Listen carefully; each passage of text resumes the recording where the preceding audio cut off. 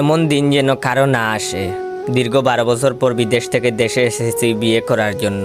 বাস্তবে আমার পছন্দের কেউ না থাকায় ফ্যামিলি একটা সুন্দরী মেয়ের সাথে আমার বিয়ে ঠিক করে রাখছে আগে থেকেই। তাতে আমার কোনো আপত্তি ছিল না। সোনা দানা সহ এক প্রকার বিয়ের সব প্রস্তুতি নিয়েই গত 13 তারিখ দেশে আসছি। দেশে আসার পর দিন থেকেই দুই ফ্যামিলি বিয়ের আয়োজন করতে তাড়াহুড়া শুরু করে দিছে। এর মধ্যে আবার শ্বশুর বাড়ি থেকে আমাকে দাওয়াত দিছে বিয়ের আগে তাদের মেয়েকে একবার দেখে আসার জন্য। আব্বা আম্মা আর আমরা 3 জন গেলাম হবু বউকে দেখতে। তাদের বাড়িতে গেলাম।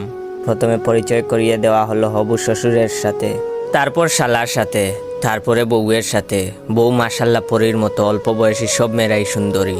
অতঃপর পরিচয় করিয়ে দেওয়া হলো হবুর শাশুড়ির সাথে। এইখানেই ঘটল বিপত্তি। শাশুড়ির দিকে তাকাতেই আমার শরীরের প্রত্যেকটা অঙ্গ প্রত্যঙ্গ কাজ করা বন্ধ করে দিছে কিছুক্ষণের জন্য। এই সেই মেয়ে যে এক সময় আমার ক্লাস 5-এর প্রেমিকা ছিল, 9ম শ্রেণীতে যার বিয়ে হয়ে যায়, এবং সে এখন আমার শাশুড়ি হতে যাচ্ছে।